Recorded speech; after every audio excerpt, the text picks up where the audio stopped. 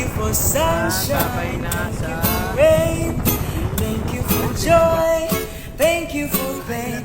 It's a beautiful day, it's a beautiful day. The wave is on fire, the day is getting high. This is my desire, the one to it is power, yeah. Woo! Cool down.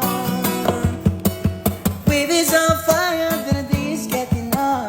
This is my desire, the one to it is power, yeah, yeah, yeah. Cool down. Hello mga kaparmlab. Another day, another beach property na naman na meron tayo ngayon. Bali, napakagandang listing na naman ito.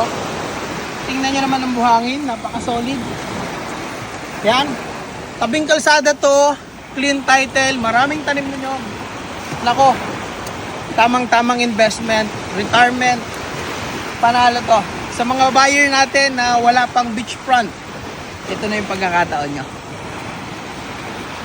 Hello mga kaparmlat, and advance happy new year po sa inyo lahat. And ayan mga kaparmlat, congrats sa mga makakabili dito. Ayan, 1,000 square meter for only 1.5 million. Meron ka ng beachfront na malapit sa bayan.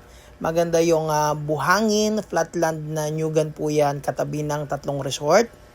At ito mga kaparmlat yung video ng ibang mga pumupunta dito para maligo. At ang kagandahan nga po dito, pag bibisita po kayo, pwede po kayong mag out of town ng mga kaibigan nyo, ng mga family nyo para diretso punta po kayo sa Selfie Beach Resort, maligo, diretso tripping po. Ayan. Nakapag-travel ka na, malay mo yung papakita naming beach sa'yo, magustuhan nyo. So ito mga ka-farmlat yung advertisement ng Selfie Beach Resort na kung gusto nyo mag-tripping sa property for sale, gusto nyo mag-overnight dito, mag-stay kasama ng family nyo. So ito yung advertisement po nila. Would you believe that this hidden hotel and beach resort in Kapalonga is just 3,000 a night? Yup, 3K with breakfast for 2. The room, very spacious and comes with your own coffee corner, free water, free coffee, and a space to chill. And then when you step outside, literally, you're on the beach. But before going to the beach, meron ding garden area. Cabanas are ready. Pwede din mag-set up ng tent if you're into that. And you get free parking too. The service is quality too, pero with that province-style hospitality, so that's a plus. And the bathroom, it's 10 out of 10 for me. This is Selfie Beach in Kapalonga, Camarines Norte. It's peaceful, simple, and it feels like home. Let me know in the comment section if 3,000 is sulit for you too. So, ayan mga ka-farmland, sa mga nais pong mag-inquire at mag-visit, so ako po mismo yung makakasama nyo pag-tripping po dito at i-guide na lang po. Madali lang naman i-locate yung property po. I-search nyo lang yung Selfie Beach Resort at yung property for sale natin, Karatig po. So, yan po yung video natin ng summer dyan. So, sobrang ganda po. Kaya imagine mga ka-farmlat, sa area na to, meron kang 1,000 square meter, tas ganyan kaganda pag summer. Ito naman po pag tag-ulan. Ayan. So, presentable pa rin naman. So, hindi siya ganun kadugyot. Which is normal naman po yan sa mga beach. Ayan. Tas ay lang po yung town proper. So kagandahan sa beach na to, malapit sa bayan. Katabi lang po ng dinadayong beach dito. Ito naman po yung farmland area niya. Flatland po ito mga ka-farmland. Tapos marami po siyang tanim na nyog. Makikita nyo naman doon sa Google Map view na ipapakita natin mamaya. Maamo rin po sa tubig dito pag nag-deep well po kayo.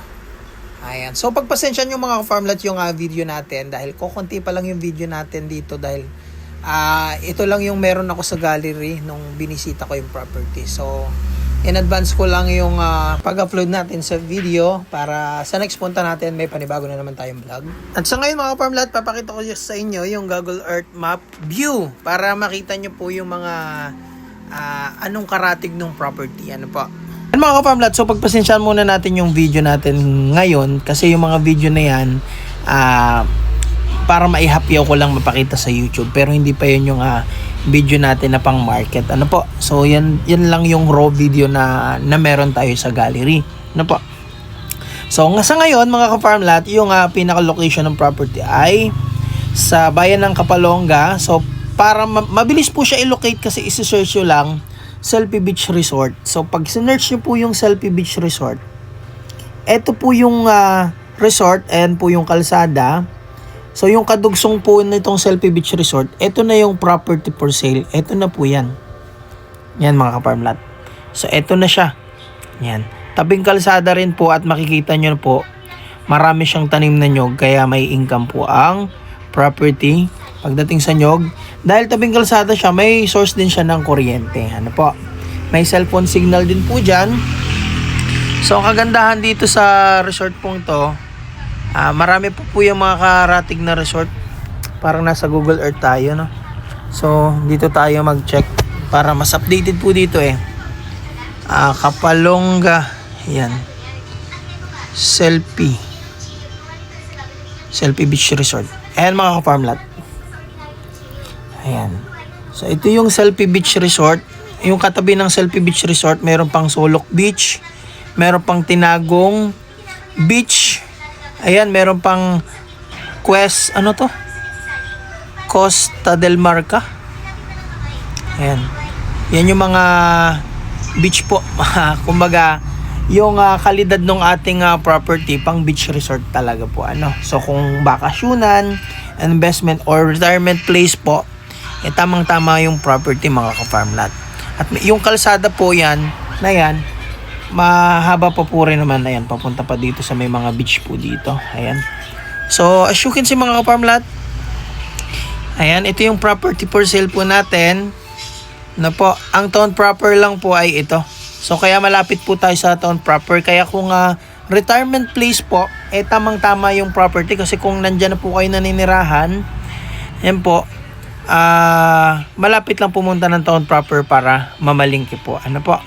So, ayan. So, para po sa paliguan naman ng mga bata, yan, safe naman po siya kasi kung titingnan nyo po, hindi po siya biglang lalim. Ayan, makikita nyo. Hindi siya biglang lalim yung beach area. Tsaka malapad yung shoreline po niya. So, magandang laruan po ng mga bata yan pag nagtatampisaw po. So, kung mahilig ka naman sa adventure, ayan, pwede ka pong mag-island hopping. Ayan, ito po yung pulong Hanjanlo. Hindi ko alam mga pronounce dito.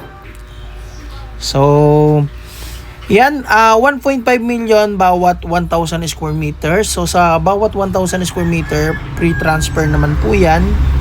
Tapos, as you can see, yung kalsada po dito, ayan, makikita nyo, ililigaw po yung kalsada dyan para hindi matuhog yung property ng kalsada. So, ang mangyayari, kalsada, property, dagat. Kaya, paggagastusan din talaga to ng seller natin. At, ang kagandahan mga ka-farmlat, napaka-clean ng title po natin. Malinis na malinis. Yan, dahil nakita po natin lahat ng documents ng seller, dahil dumayo po kami dito sa Cavite para i-meet po yung seller natin at makita lahat ng documents po nila. Kita nyo, nag-meeting po kami. Ay, wala tayong sakit sa ulo dyan. So, abangan nyo po yung mga future upload natin. Pero mga ka-farmlat, 1.5 million lang to. 1,000 square meter, katabi ng resort, malapit sa town proper. Mabilis lang to maubos, kaya paunahan to mga ka-farmlat, mag-reserve na po kayo. At kung naghahanap pa kayo ng mga option mga ka-farmlat, i-upload ko na rin yung mga pwede nyong option na pamimilian ng mga beach property for sale natin na available pa. So, ayan mga ka-farmlat, panoorin nyo po. Di ko na nadiligan ang binhi ng iyong pagmamahal. Ayoko nang sapilitan, ibuhos ang lahat ng dinadamdam. Ang tangi kong hiling ay mahawak ka ng iyong mga kamay at dalirihang mandahang-dahang aklasin ng mga salita. Ang puso mong sabi sa yakap pa nag-iisa. Kaya tahan na ka mo, sumandal ka, wow.